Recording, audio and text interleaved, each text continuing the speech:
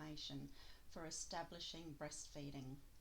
It's something that I wish that every midwife knew, every supporter of breastfeeding knew, and every person who's planning to breastfeed needs to understand before they start their breastfeeding journey. It's reflex-based attachment. Now, most of the people that I speak to who come through my breastfeeding clinics and consults have only ever been taught the classic upright feeding positions, and I'm talking about either cradle hold, cross cradle hold, or football hold. And you notice that all of these positions are upright positions. We weren't designed to feed this way. Did you know that our babies are actually biological tummy feeders? Our babies are designed to feed on their tummies. Their instincts support this. Their reflexes support this. These positions that we start mums and lactating parents in, sitting upright, when babies are supported on their sides or even on their backs, does not support their natural feeding behaviours. We are not biologically designed to be seated upright while we're feeding. It's uncomfortable, particularly after you've just given birth and things are in pain. Some of the ways we hold our babies in these upright seated positions inhibits their natural feeding behaviours and their natural breast seeking, and actually can prevent them from opening up their mouth as wide as it can. If we're not getting a wide open mouth, then we're going to have a shallow latch. If we're not thinking about babies latching with their whole bodies, then potentially we're going to get a shallow latch. And all of these things lead to uncomfortable, painful feeding, cracked, bleeding nipples, and early weaning. And that's what we want to prevent.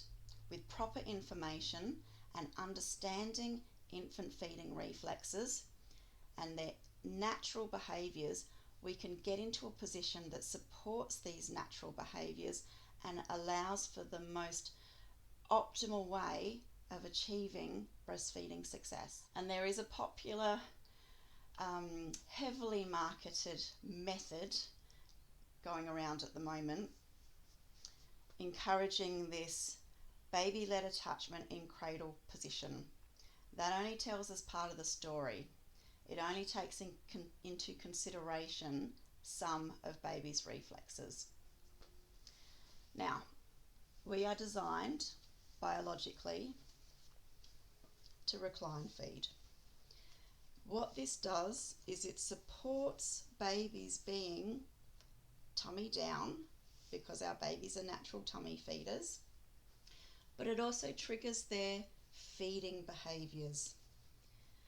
Babies latch with their whole bodies, not just with their mouths. And if we're thinking about baby-led attachment in terms of just aiming the mouth towards the nipple, then we're skipping over a whole heap of these natural reflexes which actually help babies to open up their mouth nice and wide. These behaviours and instincts and reflexes, it actually starts with the feet. The stepping reflex. The stepping reflex helps to allow babies to crawl towards the breast. And you might have heard of the breast crawl before. It's the same thing, it's the same action. And a lot of the parents that I speak to feel that the breast crawl is only really designed for that first feed immediately after birth. It's just not the case. These reflexes are present for some of them for a good 4 months. So we start with the stepping reflex. We get the breast crawl behaviours. Arms are really important. The hands are going to try to seek the breast, to orientate to where we are headed for. In these classic seated upright positions, often babies are rolled out too far away from the lactating parent's body, and so then we get this hand flapping around all over the place trying to locate where to latch onto.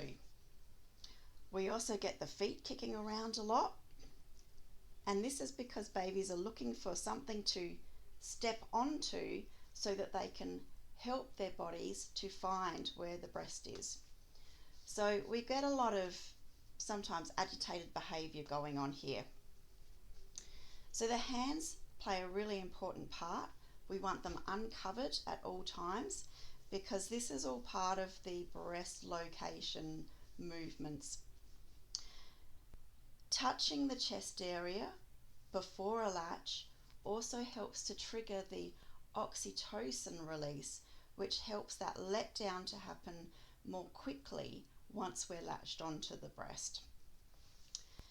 Having the hands up in this kind of position, either side of the face, allows baby to do a little push up.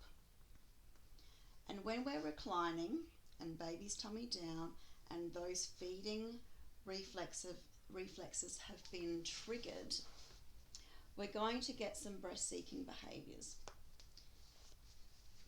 This includes the head bob, the swishy side to side, and having the hands either side of the face here, wrapped around either side of the breast.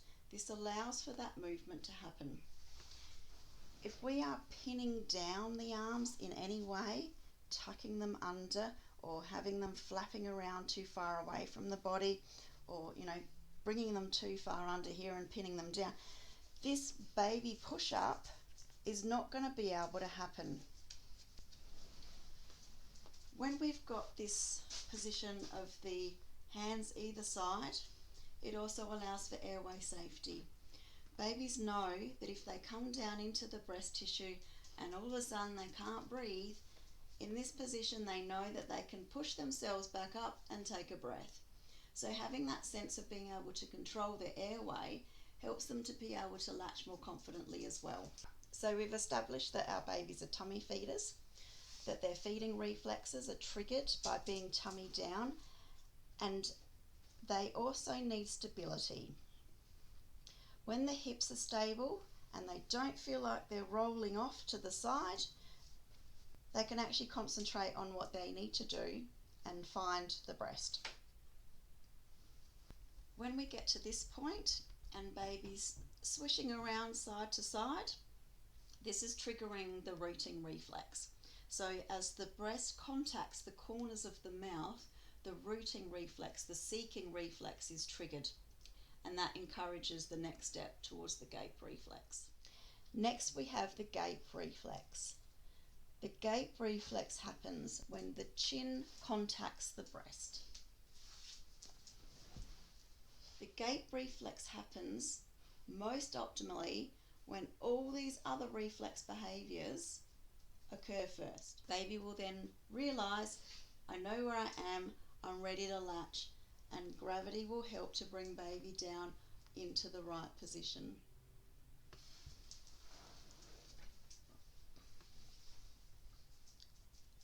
Most parents that I work with find these reclined positions to be much more comfortable and easier on the back and arms and wrists compared to the sitting upright positions.